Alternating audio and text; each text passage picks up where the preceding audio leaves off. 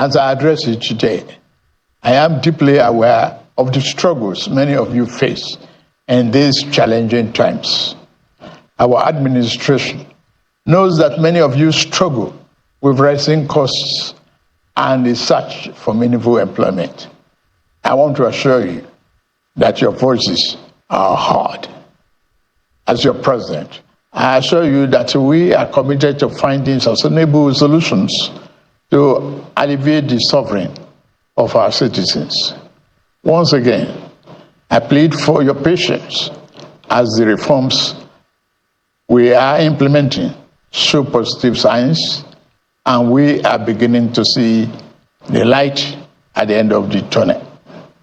Exactly 64 years ago, our founding fathers chose democracy as a form of government and launched the dream of a great country that will lead the rest of Africa out of poverty, ignorance, and underdevelopment.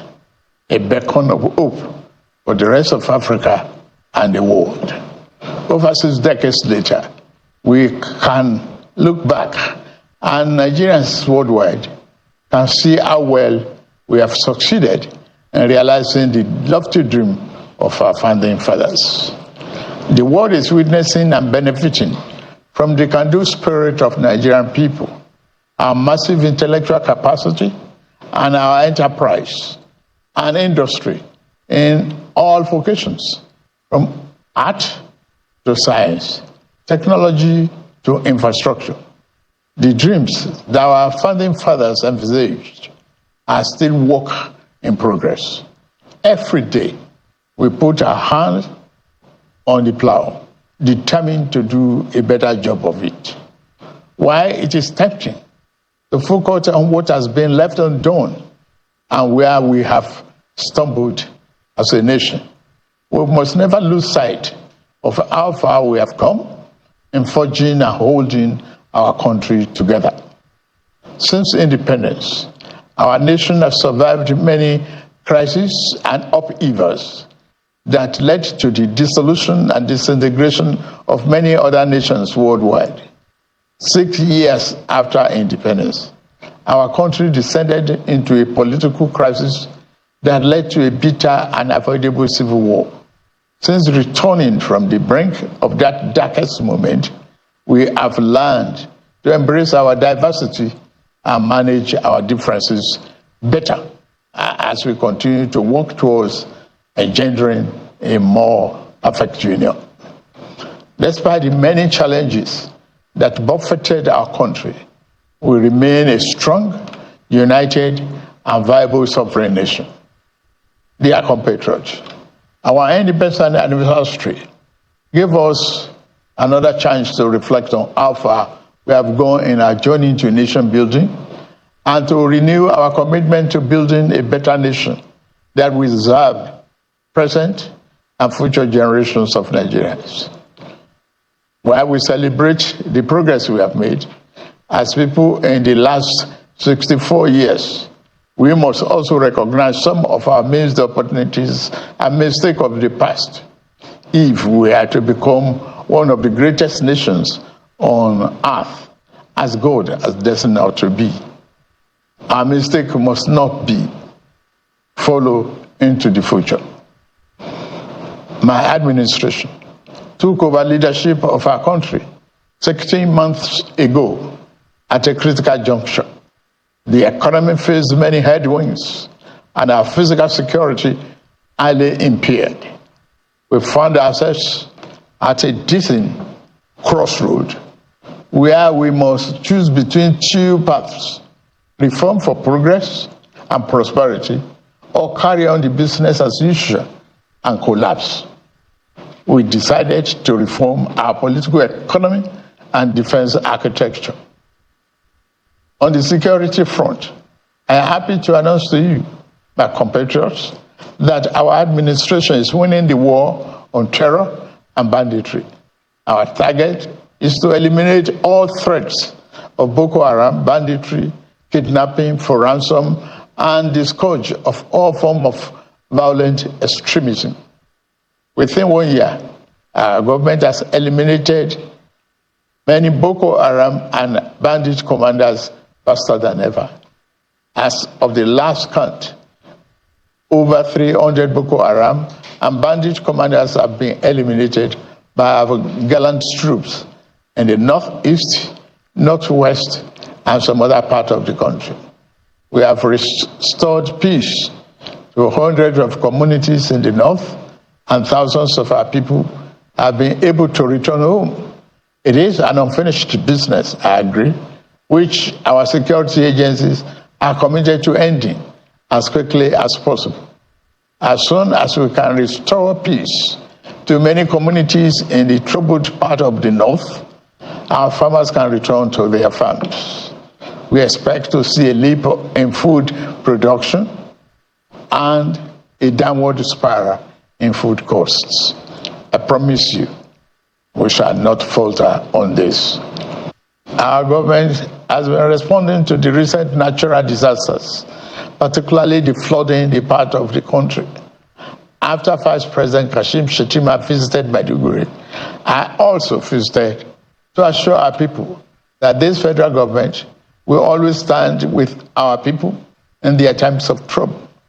At the last meeting of the Federal Executive Council, we approved a disaster relief fund to mobilize private and public sector funds to help us respond faster to emergencies. Our government has also ordered the integrity test of our dams in the country to avert future disasters. The economy is undergoing the necessary reforms and retooling to serve us better and more sustainably. If we do not correct the physical misalignment that led to the current economic downturn, our country will face an uncertain future and the peril of unimaginable consequences. Thanks to the reform, our country attracted foreign direct investment worth more than $30 billion in the last year. Fellow compatriots, our administration is committed to free enterprises, free entry, and free exit in investment while maintaining the scarcity and efficacy of our regulatory processes. This principle guides the divestment transaction in our upstream sector, where we are committed to changing the fortune positively. As such, ExxonMobil surplus divestment will receive ministerial approval in a matter of days, having been concluded by the regulator, NUPRC, in line with the Petroleum Industry Act, PIA. This was done in the same manner as other qualified divestment approved in the sector. The move will create vibrancy and increase oil and gas production positively, impacting our economy. The more disciplined approach adopted by the central bank to monetary policy management has ensured stability and predictability in our foreign exchange market. We inherited a reserve of over 33 billion 16 months ago. Since then, we have paid back the inherited forex backlog of 7 billion. We have cleared the ways and means debt of over 30 trillion naira. We have reduced the debt service ratio from 97% to 68%. Despite all this, we have managed to keep our foreign reserve at 37 billion. We continue to meet all our obligations and pay our bills. We are moving ahead with our fiscal policy reforms. We stimulate our productive capacity and create more jobs and prosperity. The Federal Executive Council approved the Economic Stabilization Bill, which will now be transmitted to the National Assembly. This transformative bill will make our business environment more friendly, stimulate investment, and reduce the tax burden on businesses and workers who want their pass into law. As part of our efforts to re-engineer our political economy, we are resolute in our determination to implement the Supreme Court judgment on the financial autonomy of local governments. The central concern of our people today is the high cost of living, especially food costs. This concern is shared by many around the globe as prices and the cost of living continue to rise worldwide. My fellow Nigerians, please be assured that we are implementing many measures to reduce the cost of living at home. I commend the governors, particularly in Kebbi, Niger, Jigawa, Kwara, Nasarawa, and other Southwest governors that have embraced our agricultural production program. I urge other states to join the federal government in investing in mechanized farming.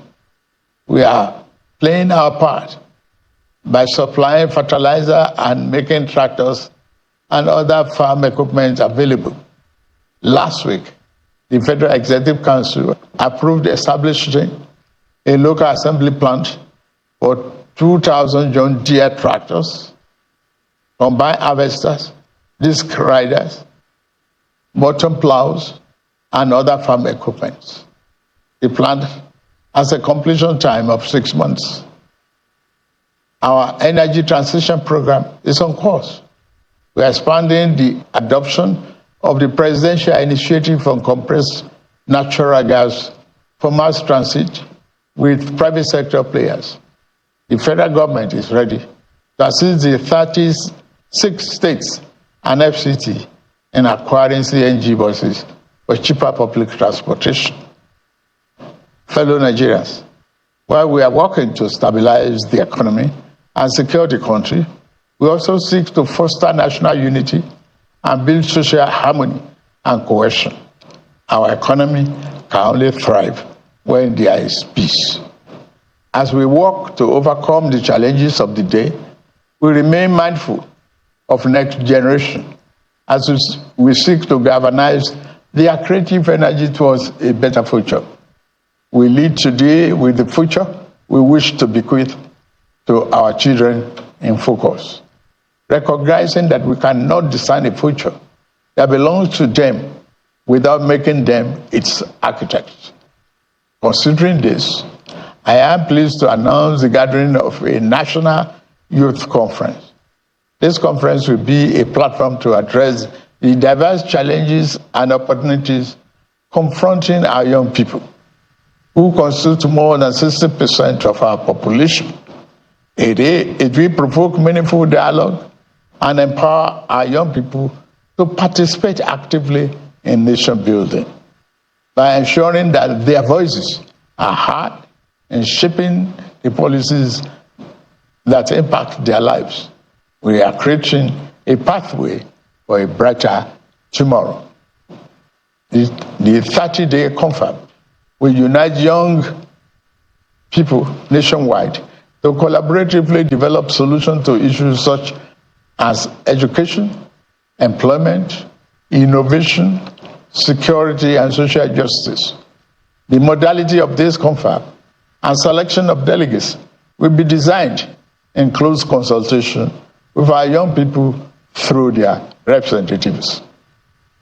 Through this compact, it will be our job as leaders to ensure that their aspirations are at the heart of the conference deliberations.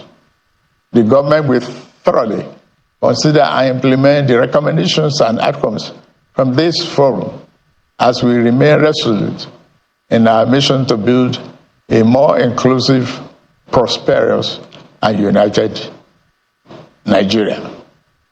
Our government is implementing several other youth-centric programs to give our young people an advantage in rapid changing world. We are implementing, among others, a 3 million technical program of the Ministry of Communications, Innovation and Digital Economy, aimed at building Nigeria's technical talent backbone. We have also enthusiastically implemented the Nigerian Education Loan Fund, NEL Fund, which provides cheap loans to our students to pursue their tertiary educational dream. In addition, later this month, we shall launch the Renewable Hope Labor Employment and Empowerment, the LEAP.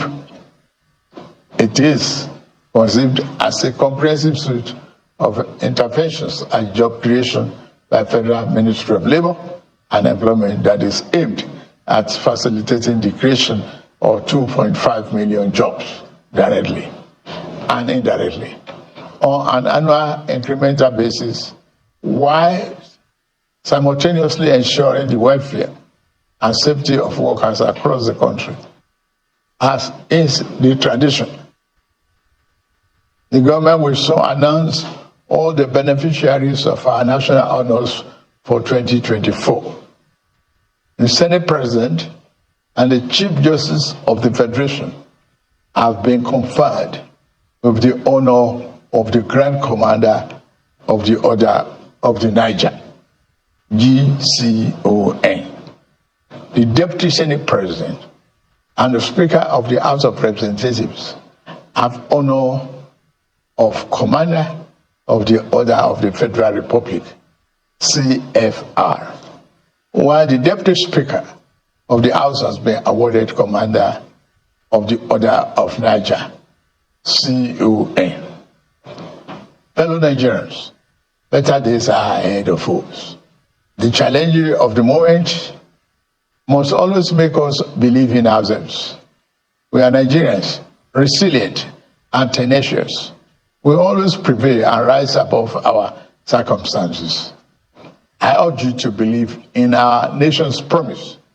The road ahead may be challenging, but we will forge a path towards a brighter future with your support. Together, we will cultivate a Nigeria that reflects the aspiration of all its citizens, a nation that resonates with pride, dignity, and shared success. As agents of change, we can shape our destiny and build a brighter future by ourselves, for ourselves, and future generations. Please join us and join our administration in this journey towards a brighter future. Let us work together to build a greater Nigeria where every citizen can access opportunities and every child can grow up with hope and promise. May God continue to bless our nation and keep members of our armed forces safe. Happy Independence Anniversary, fellow Nigerians. That was Tinubu live broadcast today, this morning, 1st of October. You see everything he talked about. Yet though he acknowledged that there is hunger in the land, there is serious hunger, there is problem in the land.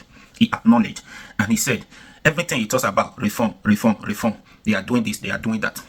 All this reform he thought about now. My problem is you should have given us a timeline that within this time, everything, all the problems will be solved. There's no timeline to it. I mean, there's no timeline for it. That means he said he's not even sure if those reforms that he thought about is going to work. Policy failure. That's the problem. You talk every time. Is it not what you said last year? Today, what's the difference? What has changed? Positively, everything is negative. All indications are all red. All the indices, all of them red. Where is it time to start bringing all those things back to, let's say, green or even blue self? Where there's no time. Every reform. Where is this reform? Where are they going to materialize? It's not just to give promises. Now anybody can just come and speak, give promises, and you say insecurity. You guys are defeat. Defeat what? It's when you see, whenever APC person comes to speak on any, Tinubu himself speak, or any APC member speak, it will look as if Nigeria is just a small London. The way they will paint it for you, turn black to white, it will look as if you yourself will be asking questions. Is it not the same country we are living that we cannot afford to buy anything that this person is speaking about like this? But when another person speak, then you realize that those people are lying to you. We are still in Nigeria.